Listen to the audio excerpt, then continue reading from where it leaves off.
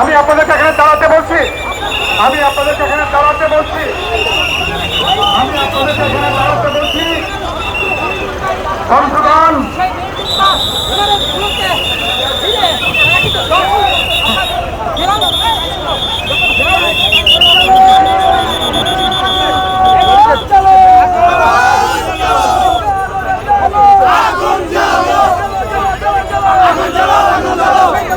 আমাদের কর্মসূচির যে উদ্দেশ্য, তার যৌক্তিকতা এগুলো তুলে ধরা হয়েছে।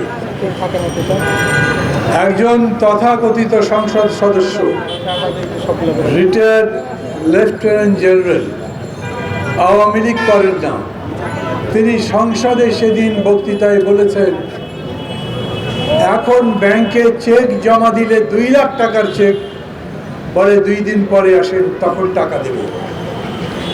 একটা এলসি করতে গেলে আগে 10%, 15%, 25% মার্জিনে এলসি খোলা যেত। এখন 100% মার্জিন দেবার পরেও এলসি খুলতে দেরি হয়। তাহলে দেশে ব্যবসা বাণিজ্য কিভাবে চলছে? ব্যাংকগুলো চলে কিভাবে? ওই প্রাক্তন সেনা কর্মকর্তা বলেছেন, কারণ একটাই, ব্যাংকের কাছে টাকা নাই, ডলারও নাই। একটা দেশের ব্যাংকগুলোতে যদি টাকাও না থাকে, ডলারও না থাকে, সেই দেশ চলে কিভাবে? আপনারা বলবেন দেশ তো চলছে। হ্যাঁ, সেরকম হয়। গাড়ি চলতে চলতে যখন স্পিডে যায়, তখন ব্রেক করবার আগেও অ্যাক্সিলারেটর দুর্বল করতে করতে ধীরে ধীরে ব্রেক করতে হয়। এই অর্থনীতি ধ্বংসের মুখোমুখি। ওই যে সুভাষ মুখোপাধ্যায় কবিতা লিখেছিলেন না, প্রিয় ফুল খেলবার দিন নয় অদ্য, ধ্বংসের মুখোমুখি মুখোমুখি আমরা। জিনিসপত্রের দাম বেড়েছে, দাম কমবে?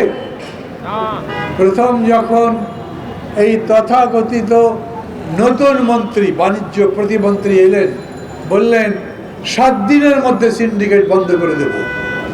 বন্ধ হয়েছে? হয়নি। এর আগে যিনি বাণিজ্য মন্ত্রী ছিলেন, তিনি বলেছিলেন সিন্ডিকেট এত ক্ষমতাশালী, আমি প্রধানমন্ত্রীর সাথে এই ব্যাপারে কথা বলছি। সাংবাদিকরা প্রধানমন্ত্রীকে জিজ্ঞেস করলো, টিপু মুন্সি আপনার সাথে কথা বলেছেন? উনি বললেন, টিপু মুন্সি এরকম কথা বলেছে নাকি? প্রধানমন্ত্রী জানেন না। এইবার প্রধানমন্ত্রী নিজে বলেছেন রোজার মধ্যে আপনাদের কোনো পণ্যের অভাব হবে না। কোনো পণ্যের অভাব যদি নাই হয় তাহলে ভারত থেকে 50,000 টন নাকি মন পেঁয়াজ আমদানি করছেন কেন? কারণ পেঁয়াজ নাই আপনার কাছে। চালের দাম বেড়েছে কেন? কারণ চাল নাটক করেছিলেন আমরা এখন খাদ্যে স্বয়ংসম্পূর্ণ, চালে স্বয়ংসম্পূর্ণ, আমরা চাল রপ্তানি করতে পারি, কোথাও একটু রপ্তানিও তো করেছিলেন। এখন চালের দাম কত আপনারা জানেন। আমরা বিদেশকে ঋণ দিচ্ছিলাম, শ্রীলঙ্কাকে লোন দিয়েছিলাম না? এখন আমরা লোন যেটা অন্যান্য বিদেশি রাষ্ট্র বলেছে আমরা দেব, সেই লোন যাতে যথাযথ সময় দেয় তার জন্য হাত পা ধরতে শুরু করেছি। আমরা তার জন্য পরিকল্পনা কমিশনের মিটিং ডেকেছি 10 বছর পরে। সেই সবাই সভাপতিত্ব করেছেন আমাদের প্রধানমন্ত্রী এবং তিনি তাগিদ দিয়েছেন আপনারা যেভাবে পারেন আমাদেরকে যারা যারা যে কথা দিয়েছে যে টাকা দেবে তাদেরকে টাকা তাড়াতাড়ি ছাড় করতে বলেন, কারণ আমাদের রিজার্ভে কোনো টাকা নেই। কেন হলো এগুলো? কথা তো সহজ, ব্যাংকগুলো নষ্ট হলো কেন? প্রথম আমরা যখন বলতাম তখন বলতেন ওরা সব বানিয়ে বানিয়ে কথা বলে। নতুন আর এক বাচ্চা পোলা, সরি ওই ল্যাঙ্গুয়েজ বললে খারাপ শোনা যায়, একদম ছেলে মানুষ কেমনে বলি, বয়স তো হয়েছে, প্রতিমন্ত্রী হয়েছেন, তিনি বলেছেন অপতথ্যের বিরুদ্ধে আমি সংগ্রাম করব। অপতথ্য দেয় সবচাইতে বেশি তারা। আমরা তো কোনো মিথ্যা তথ্য দেই না, আমাদের কাছে সব তথ্য আসে না, আমরা বিরোধী দল করি, তথ্য সরকারের কাছে থাকবার কথা। তারা যেগুলো দেন সেই তথ্যের বিপরীতে যেটা সত্য আমরা বুঝি সেই সত্য সবার সামনে তুলে ধরবার চেষ্টা করি। ব্যাংকগুলো ডুবতে বসেছে আমরা বলেছি না আগে? এখন সরকার সিদ্ধান্ত করেছেন যে সমস্ত ব্যাংক ডুবতে বসছে সেই ব্যাংকগুলোকে একসাথে নিয়ে একটা ব্যাংকে রূপান্তরিত করতে হবে। বাংলাদেশ ব্যাংকের একজন প্রাক্তন গভর্নর বলেছেন এই কাজটা সোজা নয়, কিন্তু এই সরকার 5টা 6টা 7টা ব্যাংক একসাথে করে কাকে দায়িত্ব দিচ্ছে? $1 বিলিয়ন যিনি সিঙ্গাপুরে ইনভেস্ট করেছেন, টাকাটা গেল কিভাবে সেই ব্যাপারে দুদক তদন্ত করতে চেয়েছে, সরকার হাইকোর্টের মাধ্যমে তদন্ত বন্ধ রেখেছে। তার মানে লুটপাটকারীদের তারাই সুযোগ দিচ্ছে। কেন 22,000 কোটি টাকা দরবেশকে দিলেন ব্যাংকের মাধ্যমে? কেন এদেরকে যতগুলো বিদ্যুৎ কোম্পানি আছে আজকের বিদ্যুতের কথা যাদের যাদের বলা হয়েছে তাদেরকে কত % লোড সুদ মওকুফ করে দিয়েছেন তার হিসাব বলেন? এই হিসাবগুলো তো প্রকাশ পাচ্ছে। এক কথায় সেটা ক্যাপাসিটি ট্যাক্স মওকুফ করার কথা বলেন, সেটা অযথা তাদেরকে অতিরিক্ত পেমেন্ট দেওয়ার মাধ্যমে বলেন। বিদ্যুৎ খাত ধ্বংস করেছে, জ্বালানি খাত ধ্বংস করেছে, পুরোটা দ্রব্যমূল্য একের পর এক বেড়ে গেছে, কন্ট্রোল করতে পারছে না। আজ আমি আবারও বলছি, এই যে রোজা আসছে, প্রধানমন্ত্রী যতই হাত ভাত দেখান না কেন দাম কমাতে পারবেন না। 4টা নিত্য প্রয়োজনীয় দ্রব্য যেগুলো রোজার মধ্যে দরকার তার উপরে শুল্ক কমিয়ে দিয়েছেন। একটু আগে যারা সাইফুল হক বলেছেন ওগুলোর কারণে কোনো জিনিসের দাম কমেছে? ওই 4টা পণ্যের কোনোটা কমে নাই। তার মানে আবারও বাড়বে। রোজার আগেই দাম বেড়েছে, রোজার মধ্যেও দাম বাড়বে। এই সরকার যতদিন আছে ততদিন মানুষ শান্তিতে থাকতে পারবে না। মুশকিল হয়েছে, করবেন কি?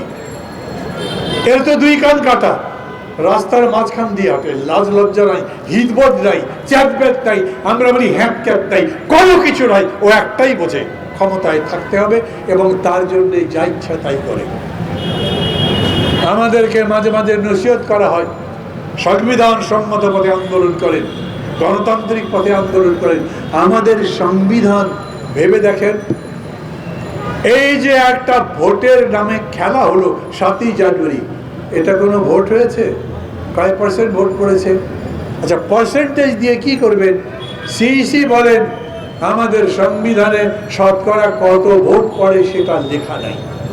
একটা সংবিধান, একটা দেশের ভোট বৈধ হতে পারে, অবৈধ হতে পারে, এই রকম কোনো জায়গা রাখেনি।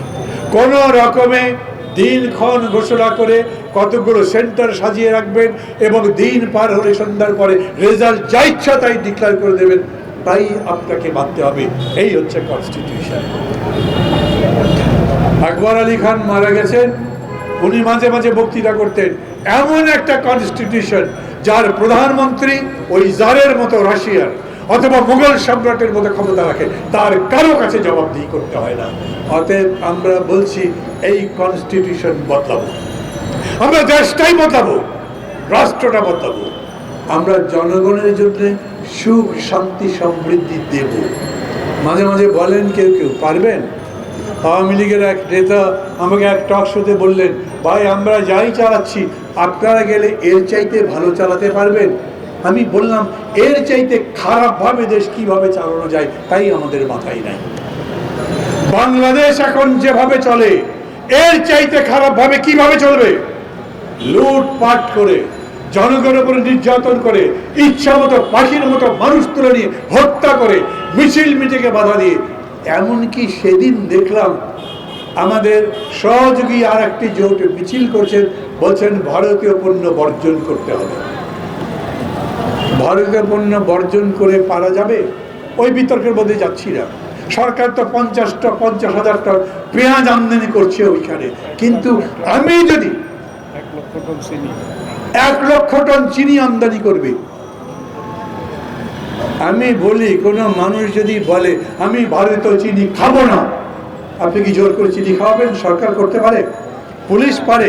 কেউ যদি বলে আমাদের প্রধানমন্ত্রী বলেছেন পেঁয়াজ ছাড়াও তরকারি রান্না করা যায়, আর যদি কেউ বলে পেঁয়াজ ছাড়া যদি তরকারি রান্না করাই যায় তবে পেঁয়াজ আমদানি করেন কেন? বন্ধ করে দেন, তবু পেঁয়াজ আমদানি করবেন। আমি যদি বলি ওই পেঁয়াজ খাবো না, তাহলে পুলিশ জোর করে পেঁয়াজ ছিলে আমার বুকের মধ্যে ঢুকে দেবে। এইখানে দাঁড়িয়ে তাদের মিছিলে কেন পুলিশ হামলা করলো? আমার দেশ আমি বুঝবো, আমার জীবন আমি বুঝবো, আমি কোন পথে চলবো তা আমি ঠিক করব। ওটা শেখ হাসিনার সরকার বলে দেবেন না। বলতে পারতেন যদি তিনি আমার কল্যাণের কাজ করতে পারেন, কিন্তু তিনি তো জনগণের দুশ্মন, ভোটের দুশ্মন, মানুষের অধিকার কেড়ে নিয়ে সমস্ত জনগণকে একভাবে অধিকার হারা করে তারপরে নিজে ক্ষমতা চালাবার চেষ্টা করছেন। কথা লম্বা করবো না। আমরা এই কনস্টিটিউশনের পরিবর্তন করতে চাই। কেন বিদ্যুতের দাম বাড়বে? যুক্তি নয়। আমাদের নেতারা বলেছেন দ্রব্যমূল্য কেন কমাতে পারবেন না? সিন্ডিকেটের প্রতিনিধি যদি হন তাহলে সেই সিন্ডিকেটের সরকার রাখবো না। আমরা এগুলোর জবাব চাই, কার কাছে চাইব? অতএব টোকেন ডেমনস্ট্রেশন আমরা যাব, আমরা মন্ত্রণালয়ে যাব, সচিবালয়ে যাব, আমরা এগুলোর জবাব চাইব। পুলিশ ভাইরা অনেকে আছেন এখানে, আমি সবসময় বলি পুলিশের সাথে আমাদের ঝগড়া বিবাদ নাই। উপর থেকে যদি বলে মিছিল করতে দেবে না, আমরা উপরের নির্দেশ অনুযায়ী চলি না, আমরা আমাদের নির্দেশ অনুযায়ী চলি। কোনো আইন শৃঙ্খলা পরিস্থিতি তৈরি করবার চেষ্টা করি না, কিন্তু তারপরে বলি গণতন্ত্র মঞ্চ মোমের পুতুল দিয়ে বানানো জিনিস নয়। আমরা যেটা বলি ন্যায্য মনে করি তার সপক্ষে লড়াই করি, লড়াই করব। যতক্ষণ মনে করব লড়াই করবার শক্তি আছে, লড়াই চলবে। সেই লড়াইয়ের আহ্বান জানাতেই আজকে আমাদের সমাবেশ।